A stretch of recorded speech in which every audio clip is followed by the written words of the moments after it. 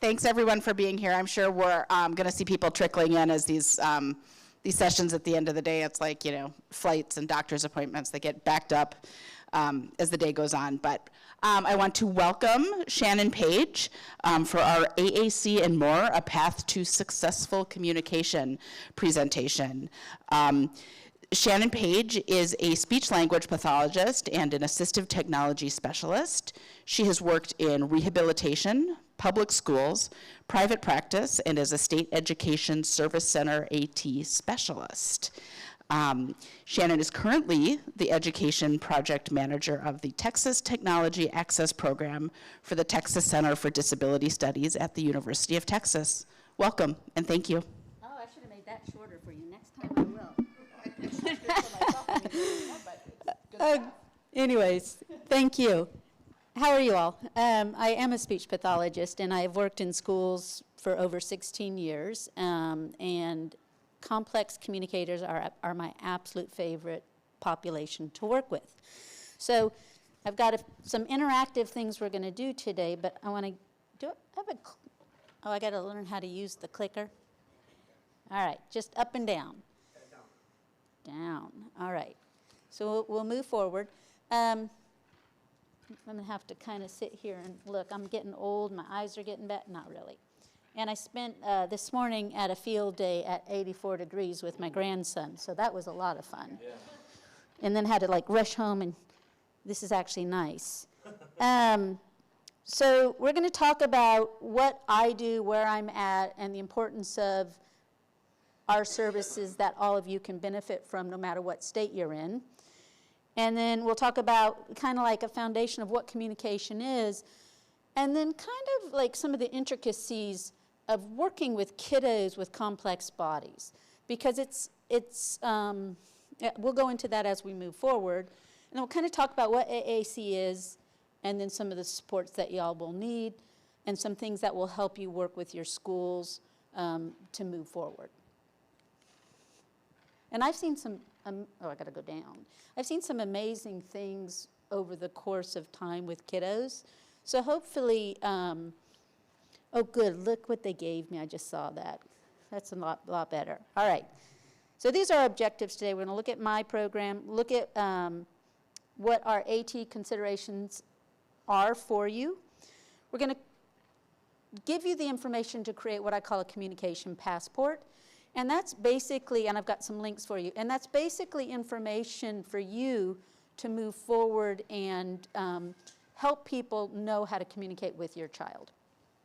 And then we're going to look at the key members of who your support team would be, and then we're going to really talk about some of the barriers, and then maybe some solutions on how you can overcome those barriers.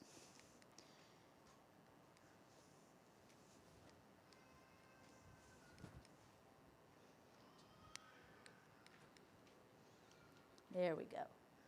So working with the Texas Technology Access Program, we are a state federally funded AT program. Every state has one. And so our goal is to promote independence for all cradle to grave, anyone with a disability. So this includes aging or as we progress. And our mission you can read. And every state is federally funded with this program. And specifically, we provide equipment for you to trial. So it's kind of like, what we found is if you go to a vendor is definitely going to kind of like a car salesman. They want you to buy their car, even though there are slight variations between the cars, because they make a profit from you buying their car. And so we recognize that, and that's not really good for our population to be creating assessments by vendors. And so we have equipment at our AT program that you can actually borrow. So in Texas, we have a 35-day loan program. So if you live in Texas, you borrow one of our devices for 35 days. We pay shipping to and from. We also have statewide demo centers. And so it's harder in some of the rural areas, but like here in Houston, we've got 3 demo centers where we can send you as a parent to one of our demo centers to trial with support some of the equipment that we have. And so that's a really good benefit. And then we also have, many of the states have different financial loan resources because especially as we get into transitions and our kids age out of school where the school's no longer providing the equipment, and we still want our children to communicate, and now they have to start buying it themselves. Sometimes with disabilities, we don't have the credit for something like that because our kids cost a lot more than a typical child. And so we have some some financial loan resources. I am an education project manager, so I'm available on Zoom. So if there's a school or a private practice that is having some problems trying to figure out a kiddo, although I don't work directly with the kids anymore, I do provide a lot of resources, and then we can talk through. I'm a good person to talk through, have you tried this, have you tried this? And I know some of the specialists throughout the state. And every state, once again, has an AT program where they have somebody like me. And then I do, let's see. And then we also provide conferences for training for professionals so that we can increase people's knowledge about assistive technology and augmentative communication. So assistive technology is basically tools that bridge the gap for people with disabilities. And so we have sensory tools, tools for access, vision tools. So if you have, like my glasses technically would be considered assistive technology. Hearing, your hearing aids, your FM units in classrooms. Communication, we have AT for communication, which is your augmentative communication devices. Organization, like calendars, iPad apps for kids who have maybe ADHD, reading, writing safety, community outings. So there's tools to help in all of these areas in regards to assistive technology. And a lot of those tools, like even environmental controls for a house, we have at our office that you can borrow if you think that's going to be something that's going to make a difference for your child. Now, the areas that we really want to focus on today for your child for communication is communication doesn't happen in a bubble. Like, I can't just give you a device and now we're going to communicate. It's a process, and it's a collaborative process because I have to have access to that device. So if you've got a child with a complex body, we don't always sit in the same spot. We don't always sit the same way, and so we've got to have access to that communication tool everywhere we go. So I can carry my phone with me and look anything up at any time, but if I've got a child with complex body, that access needs to be a significant consideration for the tool that we get. Meaning I've got to be, if I'm an eye gaze user, I've always got to be able to see it. Well, I've had kids in wheelchairs, and they got the device before they got the wheelchair. Then in order for the wheelchair to go through the door, the device had to be removed. And that was because that device was too big. And so we reduced the independence for that child because we put the cart before the horse and we didn't look at the whole picture. So when we're looking for communication, we also need to be looking at access to that communication system. That is very, very important. And also, when we're going, if we're getting funding through like insurance or Medicare, Medicaid, then all of that can be bundled into one purchase, but it's only one purchase, and then you're kind of stuck with it for 5 years, which is why the evaluation process is going to be so important. The next thing is, I always want to look at recreation, because I need to have a student that has something, or a child that has something to talk about. And if you have nothing to talk about, then there's no reason for you to communicate. And if I'm with I've worked in the schools the most, and so if I'm with and this is what I would see someone who was walking down the hall, and they did something, and then the next thing they're saying is, well, what did you do? Well, you were with me. You saw me do something. Why am I going to answer that? So it's not very motivating to talk about something that you know somebody already knows. And that's why recreation and fun is going to be huge. We've got to engage these kids to give them something to communicate for. We want to make it fun. We want to make it engaging. We want to make it something worth communicating for. They're children first, and that's what we've got to keep in mind. And they deserve a right to have games, and I can put games on a computer system. I can put books on a computer system and give you access to turning the pages on a book. And you're not going to learn to communicate if you don't have access to literacy. And that's why I put writing there, because 2 of my students that I had worked with real early on with severe autism both had significant auditory sensitivity, and they did not like the sounds on the devices. But they can write because we worked on writing their whole life, and so because they can write, they can communicate through writing. Because how often do you communicate throughout the day with writing? You type text, so even if it's not physical writing, you're using a keyboard to type or write. So what we're going to do now is we're going to take a brain break, and we're going to do a quick activity, and I'm going to put on your lap a quick little paper, and it's basically your QWERTY keyboard, and we're going to do a quick typing test. All right, so just hold this and get ready. Don't turn it over, that's cheating. So just leave it on the QWERTY side, and QWERTY means you can see the QWERTY. You want to help? Sure. Yeah, place it QWERTY up. QWERTY up. You want QWERTY side up? QWERTY side up, yes. It's important. QWERTY side up. We're doing a spelling test. I'm not going to make it hard. All right? Do you have a few more? Yep, I do. I never know, and this is one of my fun activities. I'm walking out of your screen. Yeah. All right, so as soon as everybody has this, what I want you to do is you can either do it one-handed or you can use like your typing fingers. And what you're going to type is you're going to type your first and last name using this keyboard when I say go, and then you're going to raise your hand. And I'm going to time you on how long it takes you to do that. So, we got a couple more. We're doing a typing test. So ready? All right. So go ahead, and we're going to type your first and last name when I say go, and we're going to time you, and you're going to raise your hand. So I'm going to type my name, Shannon Paige, first and last name, and then raise my hand. On the QWERTY side, correct. Ready? Set, go. All right. All of us, it took, hey, my second hand went away. It took about 5 seconds. Not bad. All right, we're going to do the same test again. Turn it over. Here we go. Ready, set, go. Uh-oh. I only have 8 letters in my name, so. I see some significant regression going on here.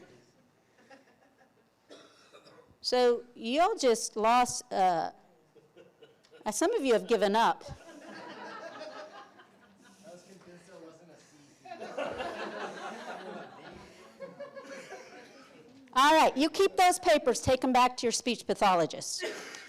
So what you just did was the same activity with 2 different layouts on your keyboard. Why was it easier the first time and not the second time? Motor planning. Like when you get a new car, I have to travel sometimes, and anytime I get a new car, it takes me sometimes 15 minutes to figure out where all the gadgets are. When I get in my own car, I don't even think about it. It's do-do-do-do-do. I don't even remember driving past certain roads and stuff because it's such a motor plan, and we have to take that into consideration with our students. And so what happens is you're in the school, and everybody's giving you a different layout every day. Could you imagine if you went to work Monday morning, and every Monday morning they switched your layout, and then they tested you on it? And so we've got to think about that motor planning aspect when we're thinking about communication. So that's part of the access, is having a consistent system that they can, because were you slower that second time because you lost skills, or were you slower that second time because we changed the playing board? We changed the board on you, and we changed the layout, and you lost that motor planning, that automaticity. And we're doing that to kids all the time. So the idea is we want to start sooner getting these kids in devices, but we want to be consistent with their system, and we want to give them enough words, or the words they need to communicate with. And so we've got to be looking at all of these key areas: access, communication, recreation, fun, and then eventually get to the writing. And so kind of went over all of that. So these are all supports here for access, meaning I have devices that can help my computer, my communication device hooked to a computer. So you've got mounts that will put it in just the right position. And if you think about how you feel in the morning versus how you feel in the evening, sometimes we even have to consider access is going to be different, especially for children who have a progressive motor impairment, where we fatigue easier. So it might be that in the morning, I can hit a switch just fine. But by the afternoon, I'm tired. And some of these switches take a lot of energy to hit. And so we've got other switches that are electronic, that are proximity switches, where you just have to get really close to them. So it could be changing the switches that you have. It could be changing the placement that you have. It could even be that if you've got some adults who have ALS, they can use a switch in the morning because it's faster, but by the evening, they're very fatigued, and so they'll go to an eye gaze. So there's not a one-size-fits-all. We need to be really looking globally for our kids, both not only where we are now, but where we're going to be in the future. And we've got to plan for all of that using the big picture, a global kind of look at it, rather than just saying, I want them to talk, let's give them a device. There's got to be a plan, especially for kids who have complex bodies. So these are all different types of devices or tools for communication.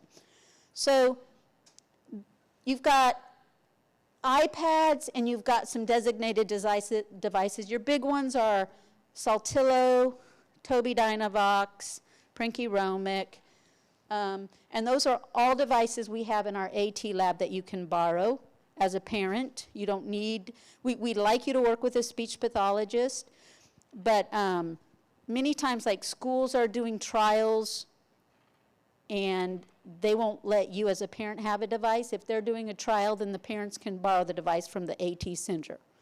And so that way you're getting the same kind of practice, because if I were to give you that second keyboard, the one you weren't familiar with, and then told you, well, you know what, you tested faster on the first one and not the second one, but I never gave you a chance to learn the device, then you would fail, and we're going to say, well, you're not ready for a communication device. And so would that be because you don't have anything to say, or is it because I keep changing that motor planning package on you and you don't have a consistent system? So we've got to build consistent systems for our kids if we want them to be communicators. And then finally, there's so many things recreation-wise that our kids can have access to now. And it's going to be a lot more fun for a child to throw a ball to a dog using a switch than it is to have me put a switch in front of you and say, touch the switch, touch the switch. Oh, he didn't do it 8 out of 10 times. Well, he was bored out of his gourd, or she was bored out of her gourd after the 5th one.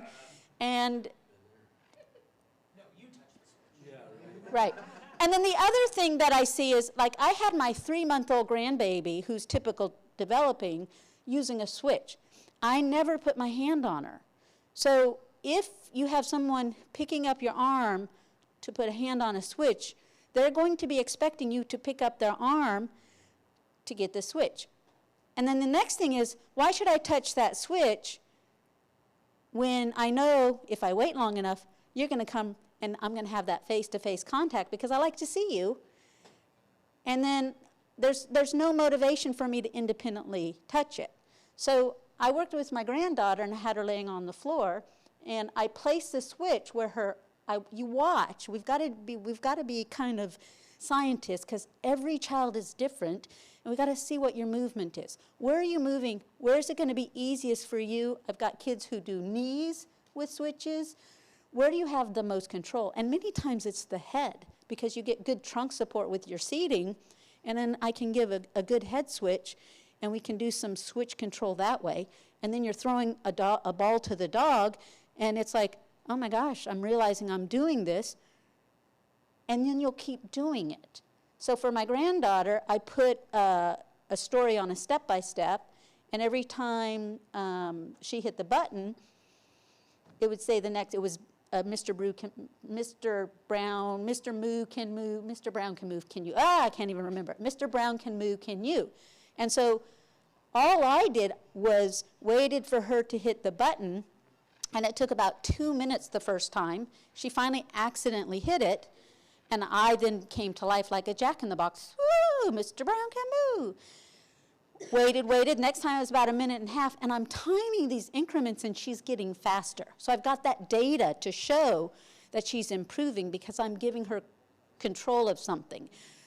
After I did my little woohoo, then I looked down because I'm part of that reinforcer, and I'm going to be excited when she's hitting the switch, not when she's waiting for me to lift her arm up and say, oh, because then the reinforcer is, I'm touching her, and then she'll hit it because it becomes a part of the whole package. So we've got to give them more independence on either switch uses or however they're using their communication. We always want to go with direct access first, but some kids aren't going to have that motor control, and so we might use switches. And then you've got something called like a head mouse where my actual head is controlling where the selection's going to be. And finally, eye gaze, which is very difficult even for typical developing adults. So it's my very last result. I've sat to do eye gaze, and after about 15 minutes, my eyes are dry. I can do it, but it's very tiring. So it's a very complex system, and that's why it might be that I have a child. The first thing I'm always going to do is switch access with dual scanning because it's much faster. And communication, the faster it is, the more successful a child's going to be, the more they're going to want to try it again.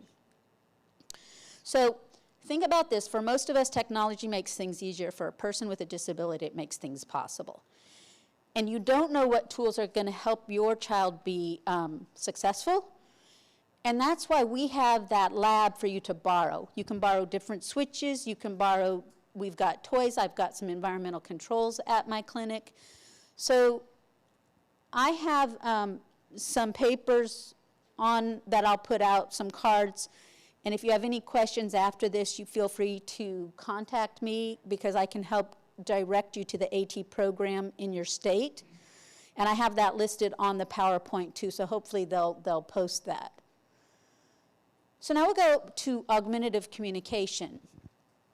And augmentative communication is, the first one, it's augmentative, meaning if I have a child with an articulation disorder, but they're not really clear, well, I want to make sure that they can communicate with others, and if only mom understands them, they're going to shut down. So I'm going to give them that device to supplement their speech. The next one is a substitute. So if I have a child who's nonverbal, well, I've got to find a way to substitute that speech. And communication is not saying what I tell you to say. And this is where we lose many of our kids. Well, I told him to say banana 3 times and he wouldn't say it. Well, he's bored. It's not communication. That's you telling him what to do and him following a direction. And many times, kids actually get more attention if they do it wrong. Because if I'm working with a group of 3 students, I go, it's your turn. I go, it's your turn. I go, it's your turn. Well, if you get it right, I go to the next person. You get it right, I go to the next person. But if you get it wrong, I'm going to keep encouraging you. No, not quite. And so these kids figure out pretty quickly that if they get it wrong, they get your attention a little bit longer. And so we've got to be really careful about that also. How are the kids controlling our attention? And it's not really a communicative activity. So we've got to give them true means to communicate. I had a little girl who was in a wheelchair, and she told one of the paraprofessionals, very low motor but bright little girl, and she said, "You are my slave." And it's like, okay, game over. From now on, nobody opens the door for her until she sits there and asks them to open it for her, because we've got to teach these kids to be independent, not that everybody's here to wait on them hand and foot. So we set up things where this little girl would have to actually say, "Can you please open the door for me?" through her device, so that people weren't waiting on her automatically. We want them to be independent. So when I talk about augmentative communication, I want you guys to understand that AAC is a tool, and it's one means of communication, and your kids have a lot of ways that they communicate, and there is no prerequisite for an AAC device, meaning we don't have to wait till your children are ready. We've got to get these kids communicating pretty early on so that they can learn those motor plans for their new device. And so that we've got a lot of research. If you want to email me on that, I can give you some of the research articles that really kind of prove that earlier is better.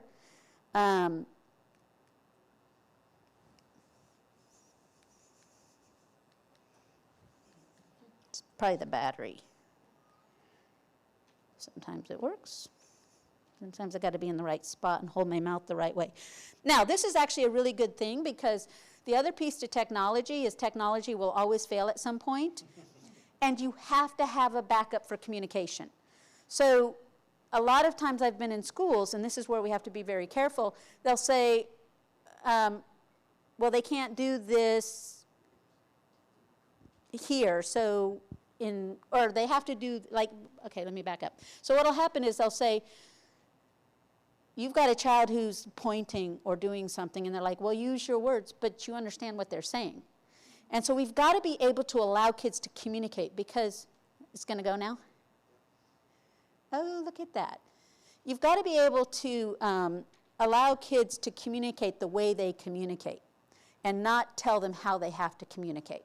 And so we need to start keeping what we'll talk about in a minute, a communication passport, so that we understand how our kids communicate so that we can pass that information along.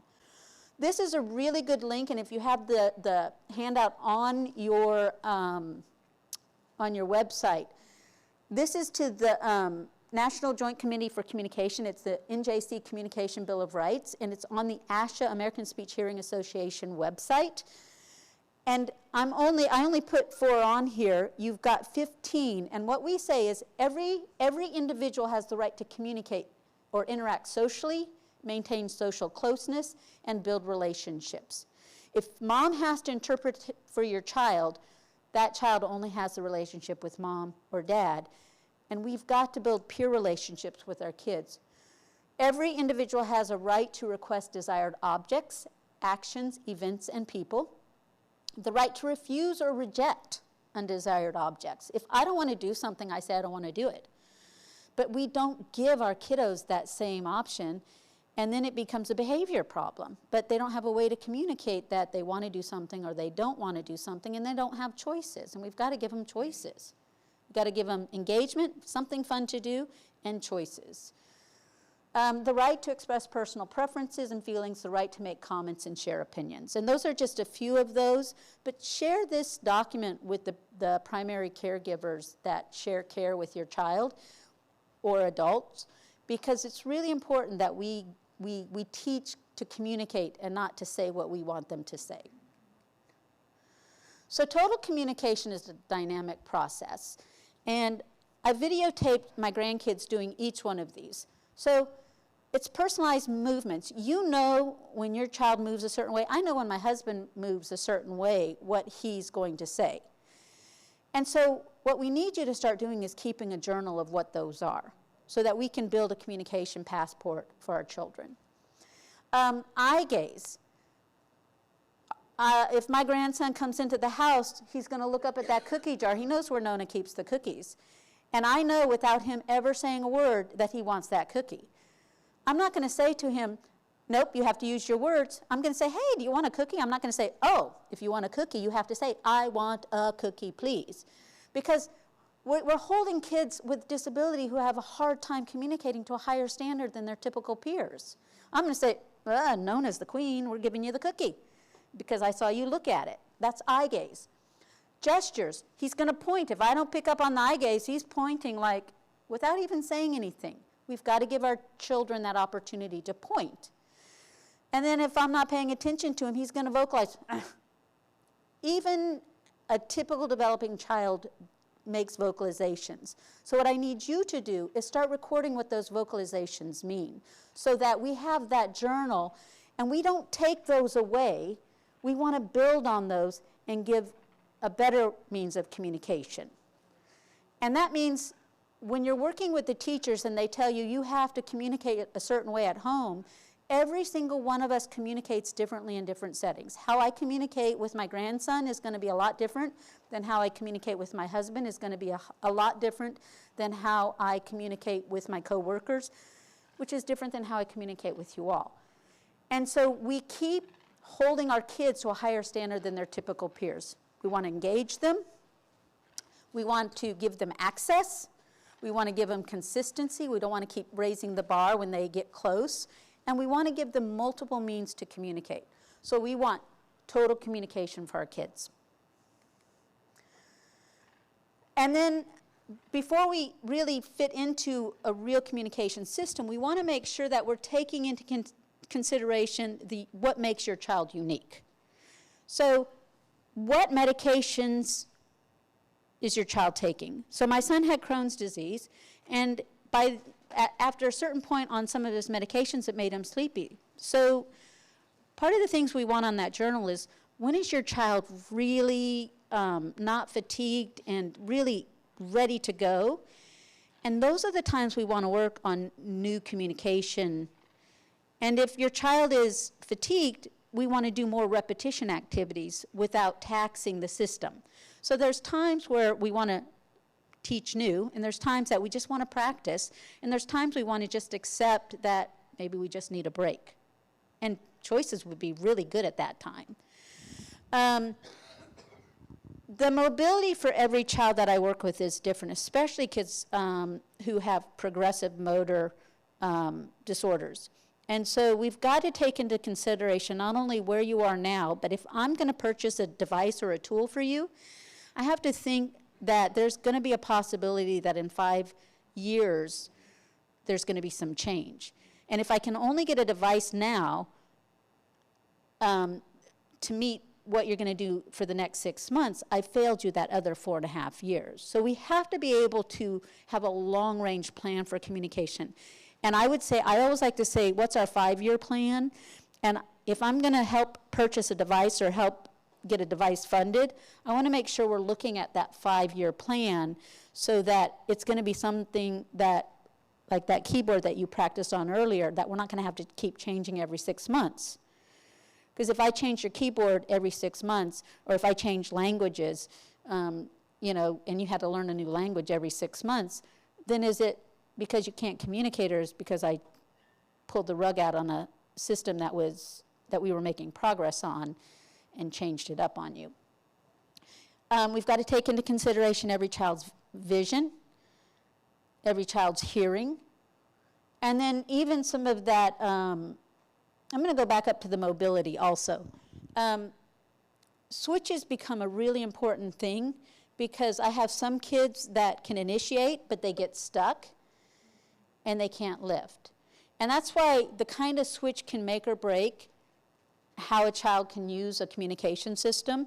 And we've got some proximity switches that literally barely need any head movement, and it's a lot less taxing for our kids. If I've got a child who has to like take a lot of energy to lift and put down, and then they're stuck on that switch, and then they've got to take a lot of energy to lift back up, or to control, I mean, it takes a lot to even move your knees, or depending on what your motor skills are, I've got to take all of that in consideration, and that's why we want you to trial a lot of different switches so you get the right switch and the right fit for your child. This is stability. So there's a lot of really nice mechanical switches. There's actually 3 kinds of switches that we can put a child on. One is a mechanical, and that's those buttons you typically see. The next one is a mechanical, and it requires electricity, but they can be proximity, and you can really change the sensitivity. And then the final one is, oh shoot, what's the new telephone? It's the infrared, anyways. The final one literally I've had kids who have 1, 2, 3, 4 spots, and it's just a matter of barely moving your finger back and forth on this side and this side. So we can really fine-tune the sensitivity of the touch for the switches, and there's a lot of options. But we typically in the schools see them falling back on the same mechanical switches that aren't as reliable. And we need reliability for our kid. We need to know that every time I hit the switch, it's going to work. Positioning is another thing that is often overlooked for our kiddos, and I think you really need to think about it. Everybody look how you're sitting right now. Is any one of you sitting in what they call the 90-90-90 perfect? No. You're sitting for comfort. And so we've got to get our kids positioned for comfort and stability. And they've got to have core stability, and the core stability on every child is different. And so if I'm leaning back like this, and I don't have a good field of vision on where I am, I'm going to be looking more peripherally, and it's going to be really hard for me to focus. If you put your head back, you see it's going to be really hard to focus. When you're reading something, you want that core stability. I want my body, and then I want it positioned where I can focus. But if somebody puts me back, I'm not looking at this because I'm looking around me for safety. And so we've got to take that comfort, that positioning, and get your OT and PT involved in the process, especially with kids with complex bodies. So when I'm working on a child with any kind of physical differences, I'm looking at OTs, PTs, and speech paths, looking at access before I ever pick a device. Because I want to know where you are, what you have to do, what do you have to do at school, what do you have to do at home, how are you positioned, and I need to account for all of those placements before I ever pick out a device, because I'm going to have to possibly add some mounts. Mounts are what's going to hold that switch in place consistently. Maybe I'm sitting in a chair at school in front of a computer for a little while, and then I move to, I'm transitioning through the hallway. Are we going to tell you that you can communicate here, but you can't communicate there? So we've got to get all of those switches ordered ahead of time, and that's why you need to make sure we're doing really good trials to see what we're working with and get the whole team approach involved with complex kiddos. Cognition. So what I like to say about cognition is I have a little boy with Down syndrome that I worked with for years, and if you were to give him a cognitive test, he wouldn't do very well, because what cognitive tests do is they test how you do something the first time you're exposed to it. But you know what? If I let him do it about 20 times, he got it. And then I didn't switch the keyboard on him. I let him keep doing it, and you know what? He progressed because he was motivated. And so if I kept changing the keyboard on him, he would have never made that progress. But because we gave him a good, stable system and he was motivated and we gave him engaging things, he really made a lot of progress. So cognition just gives me an idea of how many times I'm going to have to expose you to something before you learn. So you might need a lot more repetitions to learn something, but it doesn't mean you can't learn, and it doesn't mean we don't give you an opportunity. So, and learning, everybody has a right to learn. But we need to make sure that you've got the communication tool that will help you learn. And so the next consideration is, if you have a child with an iPad, I'm going to give you an iPad for communication, but at school it's all Windows, and then you've got schools that don't want the iPads because they're not an iPad or a Mac district, and so it's a lot harder for those two platforms to interact with each other. Then I might rather go with a communication device that is Windows-based, because that's what the school has. So I've had kids communicating in schools with iPads, and they're Google schools, and they can turn all their work in through their iPad. And ultimately, that's what we want, is we want the whole system to work together. So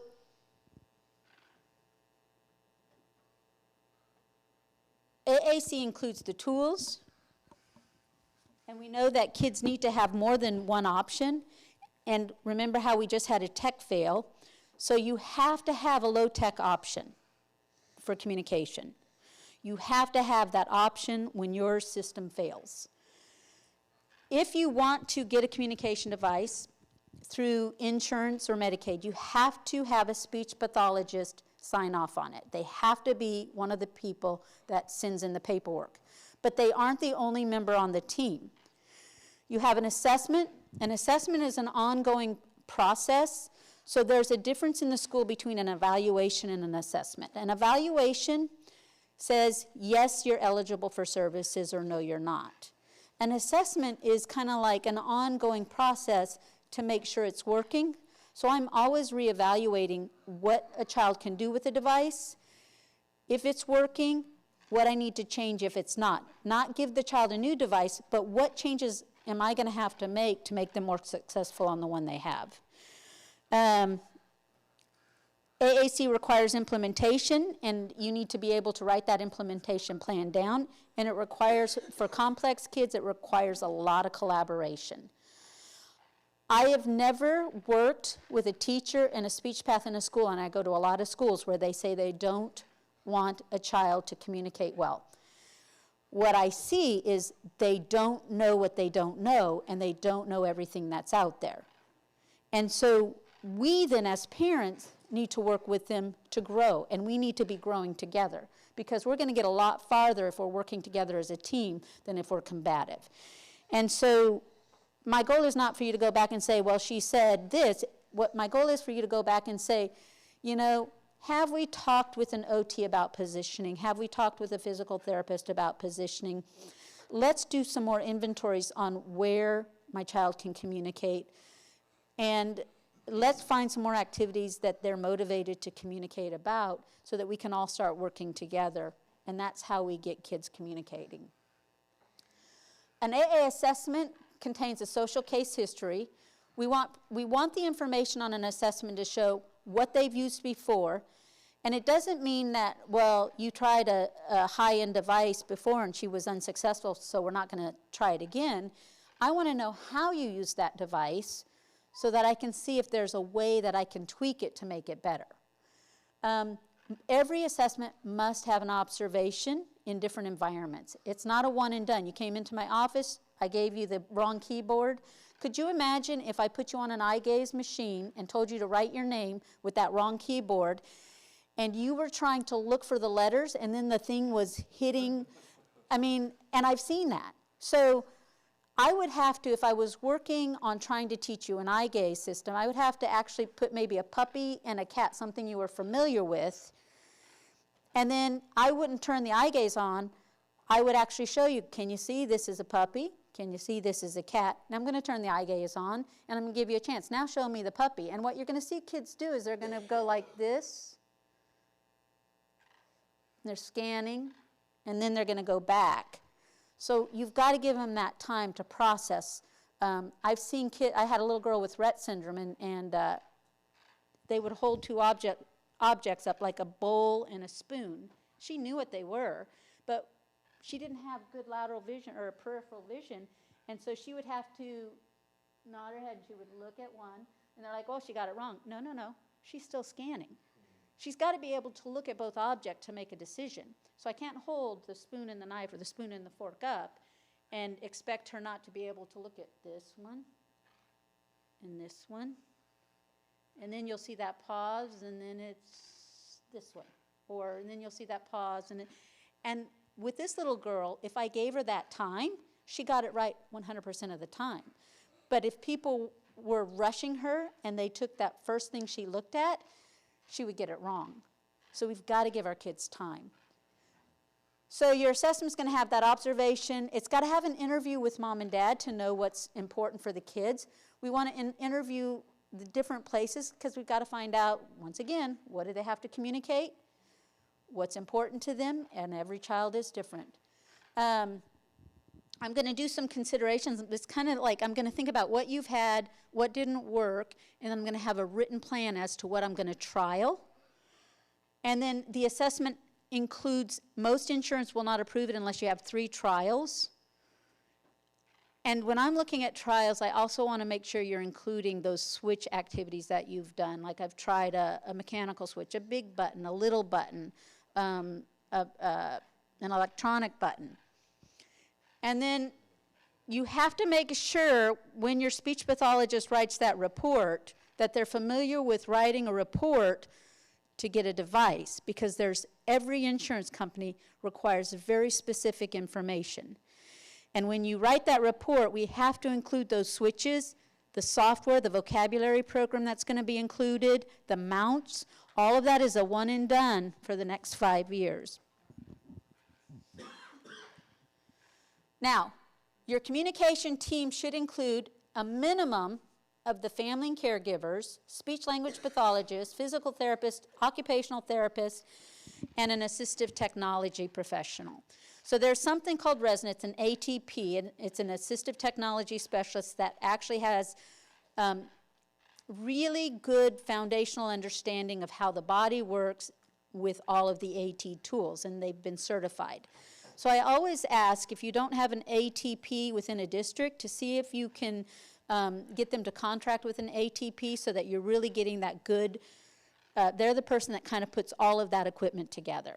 So the occupational therapist is going to tell you how the body moves, physical therapist is going to work with the body that's not quite working right, the speech pathologist is going to have the communication, and the assistive technology specialist knows the equipment. And we need that package of all of those people. I personally like to include any of these other team members as a part of it, because many times the music therapist might have a really fun activity that I can include that's going to be motivated. And it could be I'm starting with a stop and a go, and all you have to do is get a child to hit the switch with a go, and she's going to start singing. And then we're going to sing for about a minute, and then we'll stop. And if she likes that music, she's going to hit it again, and I'm going to just wait her out. But if I'm sitting there getting in a child's face going, hit the switch, I got you in my face, I've got good interaction, why do I have to hit a switch? So we've got to make sure that it's really motivating for the child. Let's see.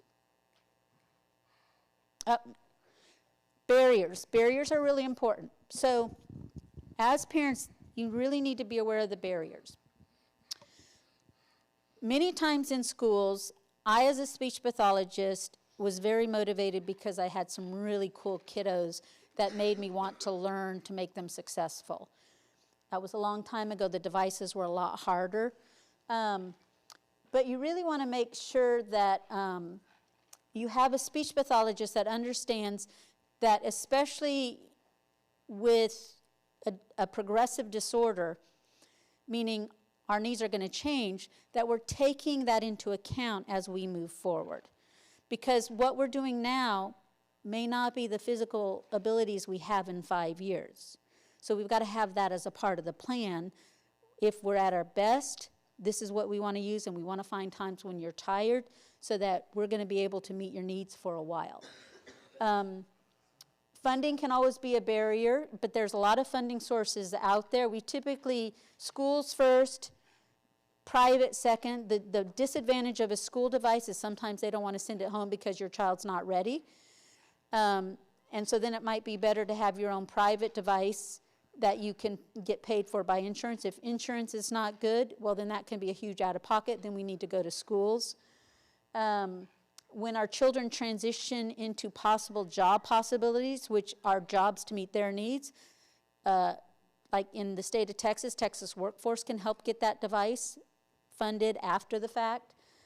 I think that many of our speech pathologists go for the device first before they look at some of the motor skills, and they don't work well with the occupational therapist and the physical therapist, and that's how you get devices that don't work with wheelchairs. So we've got to look systemically at the whole package. Many of the speech pathologists don't have that really good disease-related information, and that's looking at the long-term progressive nature. And so we've got to make sure that we're working with them to really, and it might be even bringing some articles on the communicative nature of your child so that we can facilitate success there. And then every speech path in the school has different experiences and expectations, so that's why we have to work together. So I've put a link, and a communication passport is something I like to see all of my kids have, because you can't always be the interpreter and you're not always going to be there. And so if you have some of this key information about your child on there, and I can open it up, kind of like a little how-to book on your child, it's going to help me as a speech path. And so these are some examples of different types. You can do it real simple, please do, please don't. Tricky things. And I've got a website on there listed on how to make it. And if you look up Communication Passport, there's some really good examples online. These are some, take this, if you're going to take a picture, these are Communication Matters has a really good one. Inclusive Communication, Essex Colorado has a really good example. And then they've got some instructions on creating those. And those are kind of like a how-to for your child because everybody communicates in a different manner. I don't want to cut you off. We are I'm at gonna- a memorial event in just a few minutes, so I promise somebody. That's all right. So communication journal's different than a passport. That's your day-to-day record, so that if the school is keeping a journal, you know the right questions to ask your child so that you have something to communicate about. And then this is the last slide, so we're perfect. Wonderful. So Thank you so much. keep in mind that we want our children communicating, not just existing. And it's more than participating, because just because I put your child in a group doesn't mean that they're communicating. So we want our children actually communicating, and they've got to have a lot more practice than a typical